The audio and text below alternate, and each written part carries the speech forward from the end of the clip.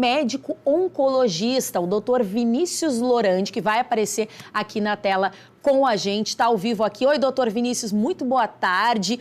Doutor, eu falei aqui dos hábitos alimentares, né, que podem evitar não só esse tipo de câncer que a gente vai falar, mas podem evitar, a gente sabe, muitas outras doenças. Mas eu queria lhe perguntar o seguinte, doutor, se esse câncer aparece com mais frequência entre jovens e adultos, dá pra gente inferir que a alimentação, alimentos ultraprocessados aí explicam esse aumento, esse aparecimento maior nessa faixa etária da população? Bem-vindo ao Conexão RS. Muito obrigado, Bruna. É um prazer estar aqui com vocês e muito obrigado por terem escolhido esse tema. Eu acho que é um tema realmente importante, né? A gente tem visto cada vez mais, infelizmente, jovens, e quando eu digo jovens, eu estou falando de pacientes abaixo de 50 anos diagnosticados com uma doença que antes a gente praticamente só via em pessoas acima de 60, 70 anos de idade, né? E tudo, embora seja difícil de estabelecer uma causa e um efeito, a dieta, né, moderna, digamos assim, cheia de ultraprocessados e com alimentos não tão saudáveis, possa sim estar envolvida nesse surgimento e nesse aumento da incidência de câncer, especialmente na população mais jovem. Que situação, né? Você falou aí, a gente tem, antes era algo de uma faixa etária mais velha, infelizmente tem aparecido. A gente falou, doutor Vinícius, da alimentação, mas se a gente fosse olhar de uma maneira mais geral, além da alimentação, o que mais pode estar acontecendo que está antecipando o aparecimento desse tipo de câncer na população?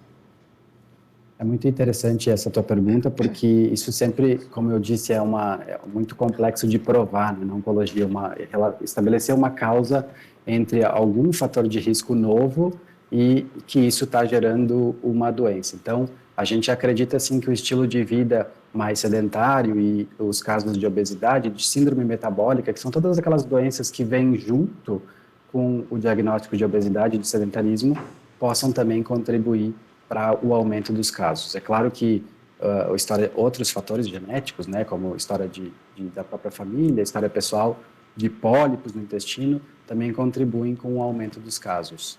E nesse caso, doutor, então só repassando aqui para a nossa audiência, né, a importância de uma alimentação boa, exercício físico, evitar dessa forma o sedentarismo e tem muitas vezes também o fator genético que o senhor mencionou. Eu queria lhe perguntar isso, o quanto que esse fator genético é determinante nesse tipo de câncer? Porque a gente sabe, por exemplo, o câncer de mama. Tem mulheres que, inclusive, retiram a mama sem ter nenhum sintoma, mas porque há um histórico de mãe, de avó, de tias muito forte na família, né? Nesse Sim. tipo de câncer, doutor, esse histórico familiar, ele também tem um peso muito importante ou não tanto? Na verdade, é bom a gente separar os casos de que a gente fala de câncer hereditário, né, que são aqueles tipos de câncer que estão associados a alguma mutação que a pessoa herdou do pai ou da mãe, e por causa desta mutação, ela está mais propensa a desenvolver câncer durante a vida, né? Não é apenas câncer coloretal, mas vários outros tipos de câncer. E isso a gente pode testar e descobrir se as pessoas têm isso.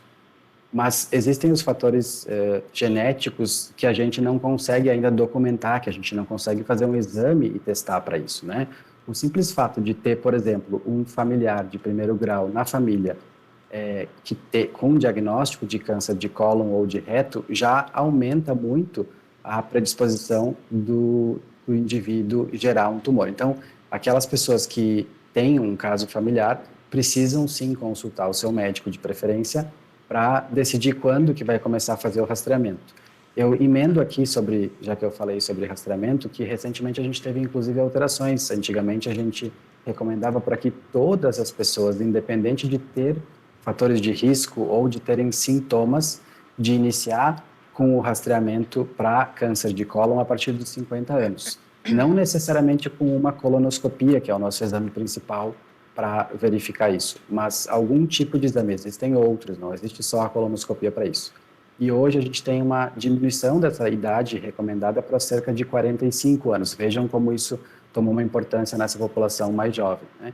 Então, existem diversos fatores, e eu cito aqui como principal para a população saber, que só o fato de ter um parente, né, próximo com câncer de cólon já deixa essa pessoa com maior risco para desenvolvimento de câncer de cólon e reto.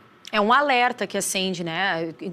Acredito que qualquer câncer, é importante a pessoa já ficar atenta a isso. Doutor, fala pra gente, esse câncer ele é silencioso, ele dá sinais, os sintomas são iniciais, como é que funciona?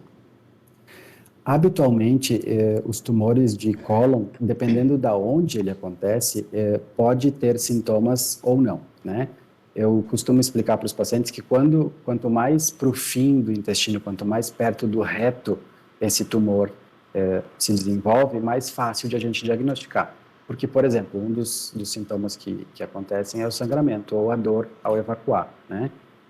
Se esse tumor está mais próximo da região anal ou do reto, é mais fácil de a pessoa identificar isso mais precocemente e procurar ajuda. Mas os tumores de cólon mais distantes, do cólon transverso ou do cólon ascendente, por exemplo, que a gente habitualmente chama isso de cólon direito, são tumores que frequentemente não dão sintomas, né? E é por isso que a gente tem uma estratégia de rastreamento. A gente só pensa em fazer rastreamento para doenças que a gente não diagnostica facilmente. Que a gente, então, lançando mão de um programa de rastreamento, consegue identificar precocemente esse tumor e todo o câncer que é identificado precoce é mais fácil de ser curado. Isso acho que é o alerta principal da nossa entrevista de hoje. As pessoas às vezes falam e brincam, eu não quero procurar para não achar. Só que, na verdade, quanto mais cedo achar isso, mais chance de cura sem muitos tratamentos. Com certeza, é um alerta muito importante, doutor, que o senhor faz, porque é isso, é o acesso à informação, é não ter medo. É pior descobrir num nível avançado, que talvez não se consiga mais ter um tratamento com tanta eficiência, do que já saber ali no início e utilizar todos os recursos e ferramentas que a medicina tem à disposição, né? Doutor, me diz uma coisa, é verdade que pessoas negras têm mais risco de desenvolver? E já aproveito para lhe perguntar também, além dessa questão, se é mais prevalente em homens, em mulheres, porque a gente já falou aqui da faixa etária, agora eu lhe pergunto em relação a isso também. As estatísticas mostram que realmente a população negra parece ter uma incidência um pouquinho maior e a gente não consegue explicação do porquê. E homens também têm uma taxa discretamente maior de casos do que as mulheres, mas tanto homens quanto as mulheres estão sendo extremamente acometidos por essa doença e no Brasil hoje ela está figurando aí em terceira causa de câncer. Então, vejam, é uma doença muito prevalente mesmo, né? Mas, para a gente finalizar, doutor, fazer esse alerta também de tudo isso que a gente já falou, mas se a pessoa busca antes, tem chance de tratamento e tem chances de cura também, doutor. É importante a gente frisar isso para a audiência. Isso é muito, muito importante mesmo, Bruna, porque a gente sabe que se eu diagnostico, por exemplo, com uma colonoscopia, um pólipo ou um tumor inicial, às vezes até durante o próprio exame de colonoscopia eu consigo retirar esse pólipo que no futuro poderia se desenvolver num tumor, eu já corto esse desenvolvimento do início, e se eu encontro um tumor já formado inicialmente, a cirurgia por si só pode resolver. Existem alguns outros casos mais avançados, mas ainda curáveis, que a gente pode fazer cirurgia e lançar mão de quimio ou de radioterapia como uma forma de ajudar a cirurgia a curar aquele paciente.